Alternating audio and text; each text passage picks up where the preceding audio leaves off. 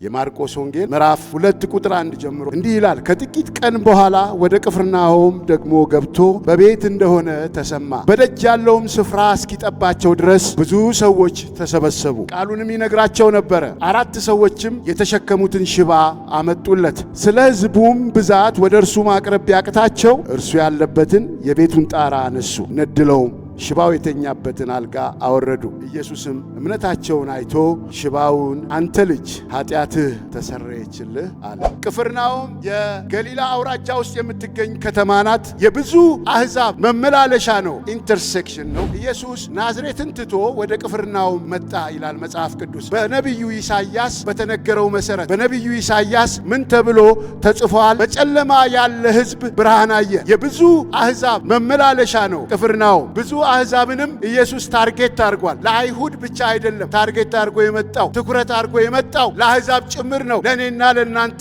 ጭምር ነው። ኢየሱስ የዛሬ 2000 ዓመት የመጣው ምንም እንኳ ከአይሁድ በሥጋ የተወለደ ቢሆንም ኢየሱስ ለዓለም ሁሉ ቤዛ እንዲሆን መጥቷል። ስለዚህ ቅፍርናሆም የሚኒስትሪው የአገልግሎቱ ማዕከል ነበረች። ብዙ ጊዜ ደግሞ የሚጠቀምበት ቤት ምናልባትም ይሄ ቤት እንደሆነ ይጠበቃል። ብዙዎች በዚህ ይስማማሉ። የመጽሐፍ ቅዱስ አዋቂዎች ይሄ ጣራው የተነደለው ቤት በእምነት ኢየሱስ ያድናል ብለው እነዚህ ሰዎች ጣራ ነድለው ያወረዱበት ያንን ሽባ ሰው በቃሬዛ የነበረውን ሰው ያወረዱበት ቤት የጴጥሮስ አማት ቤት ነው ተብሎ ይታመናል። በዛ ይገለገል ነበር። ምክንያቱም አንድ ጊዜ ደግሞ የጴጥሮስ አማት በንዳድ ታማ ልታገለግላቸው ስላልቻለች ገብቶ ዳሰሳትና ፈወሳት። ኢየሱስ የፈውስ አምላክ ነው። በዚህ ቤት ገብቶ እንዳረፈ ተሰማ። ብዙ ሰው አወቀ እሱ እዛ እንደገባ። ስለዚህ በአካባቢው ተሰማ። ሁል ጊዜ ኢየሱስ ያለበት ቦታ ሕዝብ ይመጣል። ደግሞ የሚሰበሰቡት አብዛኛዎቹ ሰዎች የተጠቁ፣ የተጎዱ፣ የተጣሉ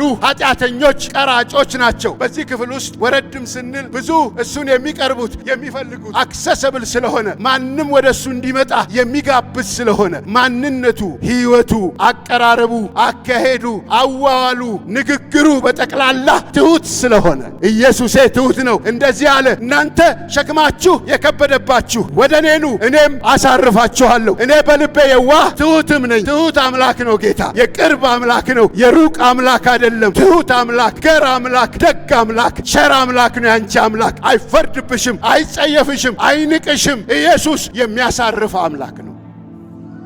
ስለዚህ ብዙ ሰው መጣ ወደሱ። ስለለመዱት፣ ዝናው ስለተሰማ፣ በፍሬው ስለታወቀ፣ ፍሬው ስለታየ፣ ስለተዳሰሰ፣ የሚያሳርፍ ጌታ ስለሆነ የተቅበዘበዘ ሰው ሁሉ ወደሱ ተሰበሰበ። ሌላው ኢየሱስ ሙቭ የሚያደርገው ነገር አለ፣ የሚያንቀሳቅሰው ነገር አለ፣ የሚነካው ነገር አለ፣ የሚያስደስተው ነገር አለ። ያለ እምነት እግዚአብሔርን ደስ ማሰኘት አይቻልም። ስለዚህ ኢየሱስ እነዚህ ሰዎች መግቢያ ቢያጡም ብዙ ሰው ቤቱን ከቦት ነበርና ወደ በር መግባት ስላልቻሉ የመካከለኛው ምስራቅ ሰዎች ቤት ሲሰሩ ጣራውን እንደ ሰገነት አድርገው ይሰሩታል። ለምን? ሞቃት ሀገር ስለሆነ ጣራ ላይ ንፋስ ይቀበላሉ። አንዳንዴ በጣም ሲሞቃቸውም ጣራ ላይ ወጥተው ይተኛሉ። ሌሊትም ስለሚተኙ በውጭ በኩል ደረጃ አለ፣ የውጭ ደረጃ። ስለዚህ በውጭ ደረጃ አውጥተውት ሰውየውን ይሄንን ጣራ በጭቃ ነው የሚሰሩት። በጭቃ ለብደው በተተኮሰ ጭቃ፣ በተቃጠለ ጭቃ ውሃ ሊክ እንዳያረግ ጣራው እንዳያፈስ አድርገው ነው የሚሰሩትና ወደ ላይ አውጥተው ነድለው ጣራውን ቆፍረው ነታቸውን ተመልከቱ።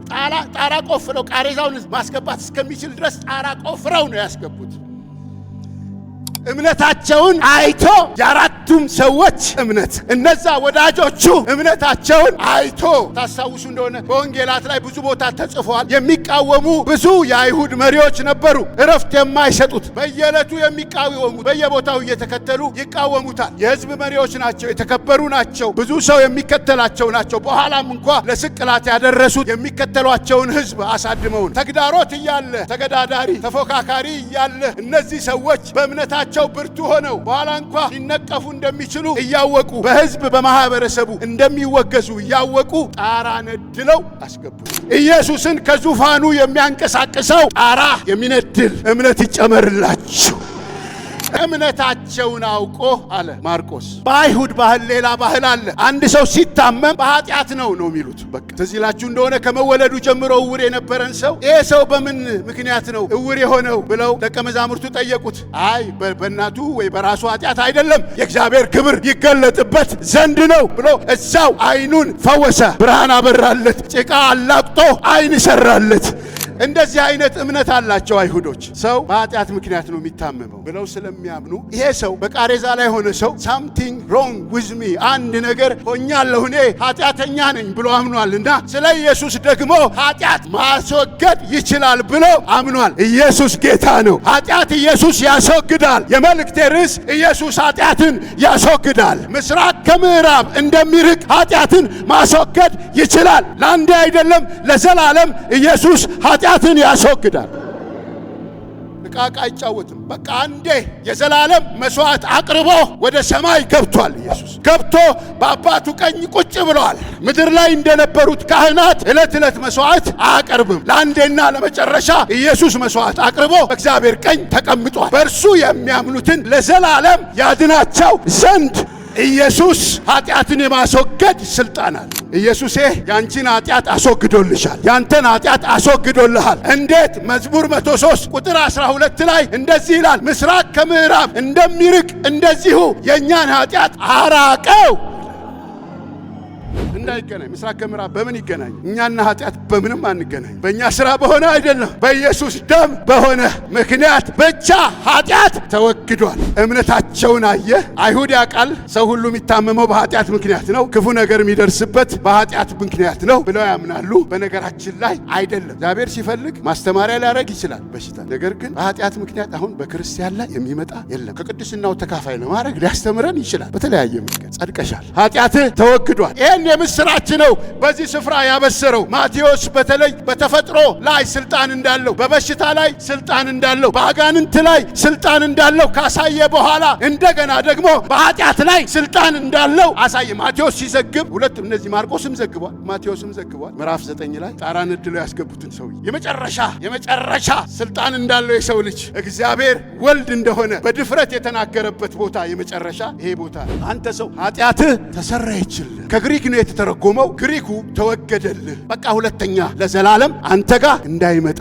በምን? በእምነትህ ምክንያት። ምንም እኮ የሰራው ነገር የለም። የሃይማኖት ስርዓት አልፈጸመም። ምንም አይነት ጾም ጸሎት አልገባም። ምንም ነገር አላደረገም። እምነቱ ብቻ ኃጢአቱ ለዘላለም እንዲወገድለት አደረገ። ኃጢአታችሁ በእምነታችሁ ተወግዶላችኋል። ትልቁ ደግሞ በሽታ የሥጋ በሽታ አይደለም፣ ሽባነት አይደለም። ጌታ የተባረከ ይሁን። ምንም አይደለም። ይሄ አለ ሁላችንም ቢሆን አንድ ቀን አፈር ነንና ወደ አፈር እንመለሳለን። ማንም ጀግና እንደሆነ አይቀጥልም። የዚህ ዓለም ነገር ኃላፊ ጠፊ ነው። ውበታችንም ቢሆን ረጋፊ ነው። አዲስ ልብስ እንለብሳለን፣ አዲስ ውበት እንለብሳለን። እንደ ኢየሱስ እንደ ፀሐይ እናበራለን። አንድ ቀን ሙሉ የሆነ ጤና በሽታ አይኖርም። በሽታ ጭምር ይወገዳል። አሜን። እንባ ሁሉ ይታበሳል። እንባችንን ከዓይናችን ላይ ኢየሱስ ያበሳል። መታመም አይኖርም፣ መራብ አይኖርም፣ የልብ መሰበር አይኖርም። ምንም ነገር የማይኖርበት ጊዜ ይመጣል። በዚህ ዓለም ትልቁ ችግር የኃጢአት ችግር ብቻ ነው። ሰው ኃጢአቱ ከተወገደለት እንደገና ያበራል፣ እንደገና ይለመልማል፣ እንደገና አዲስ ሰው ይሆናል። ሌላ ሰው ሆኖ ይከሰታል። ኢየሱስ ሲመጣ ድንገት ሌላ ሰው ሆኖ ሙሉ ሆኖ ይገለጣል። ኃጢአትህ ተወገደልህ ሲል እነዛ ፈሪሳውያንና ጸሐፍ ብድግ አሉ፣ ተነሱ፣ በልባቸው አንጎራጎሩ፣ እግዚአብሔርን ይሳደባል አሉ። ማስተሰረይ የሚችለው እግዚአብሔር ብቻ እንደሆነ ያውቃሉ። ኢሳይያስ ምዕራፍ 43 ላይ እኔ ነኝ ስለ እኔ ስል ኃጢአትህን የማስወግድልህ የምደመስስልህ ከኔ በስተቀር ኃጢአትን ማስወገድ የሚችል የለም ስለሚል ይሄን ቃል ስለሚያውቁ እንዴት በእግዚአብሔር ቦታ ራሱን አደረገ? እግዚአብሔርን ተሳደባል። ኢየሱስ እግዚአብሔር ወልድ እንደሆነ አላመኑ፣ አልተቀበሉበት። ለተቀበሉት ግን የእግዚአብሔር ልጆች የሆኑ ዘንድ ስልጣንን ሰጣቸው። ስላላመኑበት ወዲያው በልባቸው በውስጥ አንጎራጎሩ። እግዚአብሔር ኦምኒሺየስ ስለሆነ ሁሉን አዋቂ ስለሆነ መለኮት ስለሆነ በውስጣቸው ያንጎራጎሩትንም አወቀ። እግዚአብሔር ሁሉን አዋቂ ስለሆነ እሱ ራሱ ማንነቱ እግዚአብሔር ስለሆነ የእግዚአብሔር አምላካዊ ባህሪ መለኮታዊ ባህሪ አንዱ ሁሉን አዋቂ ነው። ሰው የምናስበውን እግዚአብሔር ያውቃል። በልባችን በሰው ልብ ውስጥ ብዙ ሐሳብ አለ። የእግዚአብሔር ሐሳብ ግን እሷ ትጸናለች። በእኛ ልብ ውስጥ ያለውን ሐሳብ ያውቃል። ምናወጣውን ምናወርደውን፣ እንደ ሥጋ ፈቃድ ምናስበውን፣ እንደ ሰይጣን ሐሳብ ምናስበውን ያውቃል ኢየሱስ። ነገር ግን የእሱ ሐሳብ እሷ ብቻ ትጸናለች።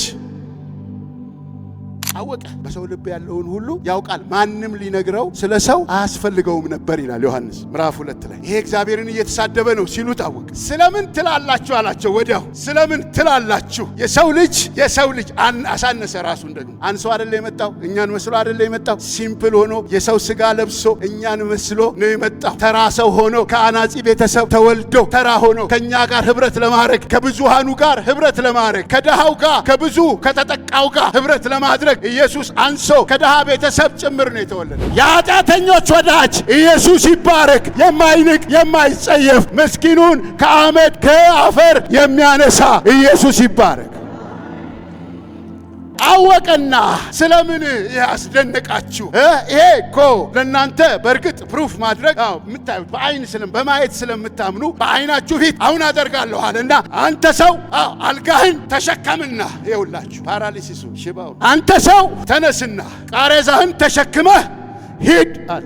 ጌታ የተባረከ ይሁን። ከዛ በኋላ ኢየሱስ ወደ ሌዊ ተመለከተ። ሌዊ ማቴዎስ ነው። ማቴዎስ አንዱን ወንጌል የጻፈው ከሐዋርያቶቹ አንዱ የሆነው ሌዊ በቀረጥ መቅረጫ መሰብሰቢያ ስፍራ ቁጭ ብሎ ቀረጥ ይሰበስባል። በዛ ዘመን ሮማውያኖች የአይሁዳውያንን ግብር፣ የጣራና ግርግዳ ግብር፣ የአፈር ግብር ምንም አይቀራቸውም። ላስ ነው የሚያደርጉት። በግብር ማያወጡት የግብር አይነት የለም። ሮማውያን በዚህ ፊርስ ናቸው። ጠንካራ ግብር ሰብሳቢ ናቸው። ይህንንም ሰብስበው መንገድ ይሰራሉ። ብዙ ነገር ያደርጋሉ። ከፍተኛ የግብር ጫና በእስራኤላውያን ላይ ነበረ። እነሱ የሚያውቁት ለያህዌ ብቻ ለእግዚአብሔር አምላክ ብቻ 10% አስራት መስጠት ነው የሚያውቁት። ሮማዊ ደግሞ የግብር ጫና ከዛ ሌላ ያወጣባቸዋል። ለእግዚአብሔርም ይሰጣሉ፣ የመንግስትንም ግብር ይከፍላል። እኛም ታዘናል። ለእግዚአብሔርም እንሰጣለን፣ የመንግስትንም ግብር እንከፍላለን። እንደገና ደግሞ ሮማዊ በኔሌዊ በኩል እያደረገ በራሳቸው ዜጎች፣ ለዚህ ነው ቀራጮችን ፈረጇቸው። እነዚህ ኃጢአተኞች ህዝባቸው ላይ ግብር የሚጭኑ ከሮማውያን ጋር እየተባበሩ ደግሞ የሚያደርጉት ሰብስቡ ከተባሉት በላይ ነው የሚሰበስቡት። ለምን? ኮሚሽን ስላላቸው። ሆን ብለው በጣም ከባድ ግብር ይጭኑባቸዋል። ስለዚህ እንደዚህ የሆነውን ሌዊን ጠራው፣ ጭራሽ አባሰው። ኢየሱስ የኃጢአተኞች ወዳጅነቱን የበለጠ ለመግለጽ ለህመምተኞች እንደመጣ፣ ለኃጢአት በሽተኞች እንደመጣ ለማሳየት ኢየሱስ ዋናውን ግብር ሰብሳቢ ቀራጭ፣ በህዝብ የተወገዘውን አይሁድ ከሌላውም ኃጢአት ህግን ከመጣስ በላይ የሚጠሉት ቀራጮችን ግብር ሰብሳቢዎች ዋናውን ግብር ሰብሳቢ ተከተለኛል። ሌዊ ማቴዎስ ወዲያው ነው ግብር ቦታውን ጥሎ የተከተለው። ሲጠራችሁ ድንገት የጠራችሁ እንዳይመስላችሁ፣ በእግዚአብሔር መለኮታዊ ፈቃድ ነው። ህይወታችሁ ሁሉ በእግዚአብሔር ሉዓላዊ ዕቅድ ውስጥ ነው ያለው። የእናንተ አይደላችሁም። በዋጋ ተገዝታችኋልና የእናንተ የኢየሱስ ናችሁ። መውጣት መግባታችሁ በሱ ቁጥጥር ስር ነው። ቀራጭ የውላችሁ ለወደደው ሰው ግብዣ ያደርጋል። ማቴዎስ 5 ላይ ማየት ይችላል። ለወደደው ሰው ግብዣ ያደርጋል። እንደ ቀራጮች አትሁኑ የተባለው ለዛ ነው። ጠላቶቻችሁንም ቢሆን አብሉ ተብሏል። ሌዊ ቶሎ ብሎ ግብዣ አዘጋጀ። ቀራጮች የሚወዷቸውን ይጋብዛሉ። ትልቅ ግብዣ ቤት ውስጥ አደረገ። በዛ ስፍራ ብዙ ቀራጭ ተሰበሰበ። ምዕራፍ 2 አንብቡት እሺ። ማርቆስ ምዕራፍ 2 ብዙ ቀራጭ ተሰበሰበ። የአገር ኃጢአተኛ፣ በህብረተሰቡ የተናቀ ሰው፣ አንድ የተለየ መምህር፣ የአይሁድ መምህር፣ አንድ ራባይ፣ እንከን የሌለበት፣ ኃጢአት የሌለበት፣ የማይኮፈስ፣ ሁሉን የሚወድ፣ ፈዋሽ የሆነ፣ ፍሬውን በገሃድ የሚያሳይ፣ በቃሬዛ የተኛውን ሰው ተነስና ተመላለስ ያለ፣ በውሃ ላይ የተራመደ፣ አጋንንትን ያንጫጫ፣ አንድ መለኮታዊ ኃይል የሚገለጥበት ሰው በሌዊ ቤት፣ ያውም በኃጢአተኛው ቤት በሌዊ ቤት ተገኝቷል። በአንቺ ቤት ኢየሱስ ሁሌ ይገኛል። አይጸየፍህም፣ አይጠላህም። ቤት ቁጭ ብሎ ይስተናገዳል፣ እራት ይበላል፣ ካንተ ጋር ህብረት ያደርጋል። ኢየሱስ ህብረት ያደርጋል። በአይሁድ ባህል ምግብ አብሮ መብራት፣ ህብረት ማድረግ። ሰው ህብረት ካላረገ፣ የማይወደው ከሆነ፣ ኃጢአተኛ ከሆነ እሱ ጋር እንጀራ አይበላም። ኢየሱስ ግን ኃጢአተኛ መሆናቸውን እያወቀ በህብረተሰቡ የተወገዙ ሌብል የተደረጉ ቀራጮች፣ ኃጢአተኞች የተባሉበት ቤት ገብቶ ሲበላ አይተው ሮጠው የአገር ኃጢአተኛ የአገር ቀራጭ ተከማቸ። ኢየሱስም ደስ ብሎት በአንድ ማዕድ ከነሱ ጋር እየተጎራረሰ፣ ኢየሱስ ይወዳችኋል፣ ኢየሱስ የኃጢአተኞች ወዳጅ ነው። ወዲያው ደቀ መዛሙርቱን ይሄ የእናንተ መሪ ምንድነው ከኃጢአተኛ ጋር የሚበላው አብሮ ምንድነው? አሁንም አወቀ። ኢየሱስ ስላወቀ በሽተኞች እንጂ ባለመድኃኒት የሚያስፈልጋቸው፣ ጤነኞች ባለመድኃኒት አያስፈልጋቸው። ስለነዚህ መጣሁኝ። ስለኛ ኢየሱስ ወደዚህ ዓለም መጣ። ኢየሱስ የኃጢአተኞች ወዳጅ ነው። ጻድቅ 7 ጊዜ ይወድቃል፣ የእግዚአብሔርን ምሕረት ስንት ጊዜ ያነሳዋል? 7 ጊዜ ያነሳዋል። በእግዚአብሔር ተስፋ አትቁረጡ። ወዳጃችሁ ነው። ኢየሱስ ወዳጅ ነው። ኢየሱስ ካንተ ጋር ባሳለፈ ቁጥር አንተ እሱን እየመሰልክ ትመጣለህ። የመንፈስ ፍሬ እየታየብህ ትመጣለህ። ኤሚነንት ነው፣ አይቀርም። እየተለወጥ ከክብር ወደ ክብር እየተለወጥክ ትሄዳለህ። ከክብር ወደ ክብር እየተለወጥሽ ትሄጃለሽ። እያበራሽ ትሄጃለሽ። እየደመቅክ ትሄዳለህ። እየከበርክ ትሄዳለህ። ፍሬ እያፈራህ ትሄዳለህ። ከኢየሱስ ጋር መዋል ይሆነላቸው።